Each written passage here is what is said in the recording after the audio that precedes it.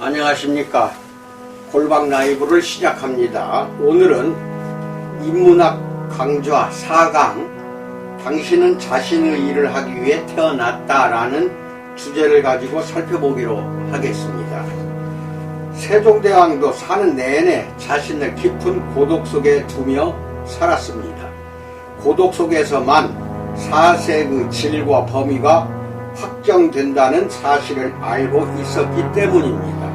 1425년 세종대왕은 이런 말을 남겼습니다. 나는 고결하지도 통치에 능숙하지도 않소. 때로는 하늘의 뜻에 어긋날 때도 있을 것이니 내 결점을 열심히 찾아보고 내가 그 질책에 답하게 해주시오 라고 말합니다. 이 짧은 글에 우리가 여전히 그를 기억하며 존경하는 이유가 모두 담겨져 있습니다.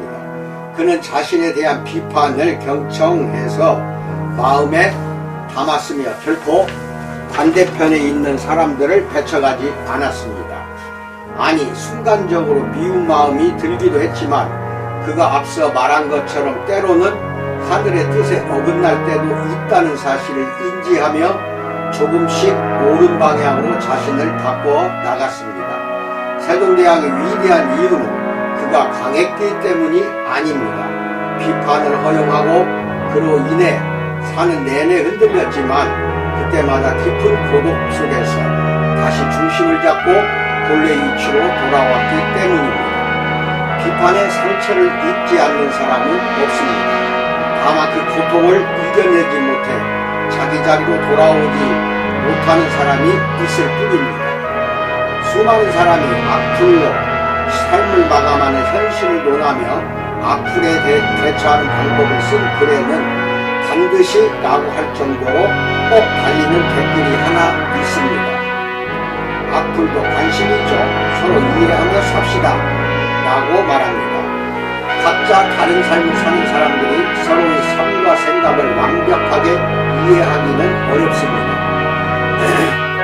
그들에게 일일이 1초마다 달리는 최악의 댓글과 그것을 친절하게 알려주는 지옥의 소리와도 같은 알림음이라든지 도저히 밖으로도 나갈 수 없게 만드는 악마가 남긴 악플에 대해서 수많은 가짜 계정을 이용해서 칼날처럼 날카로운 살기의 언어만 주는 것을 당신은 관심이라고 생각할 수 있겠는가? 라고 묻는 것도 의미가 없습니다.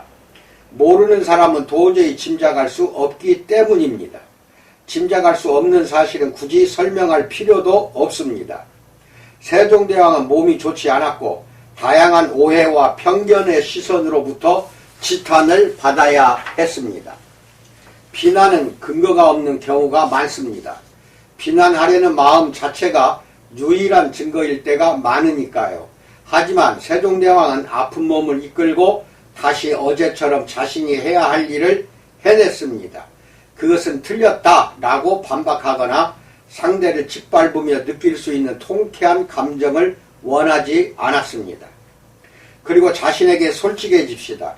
누군가 아주 잠시만 자신을 비난해도 다른 사람과 공평한 대우를 받지 못해도 마치 세상을 부술 것처럼 폭발하면서 타인에게는 왜 지키기 어려운 도덕과 배려 그리고 기품을 요구하는가요?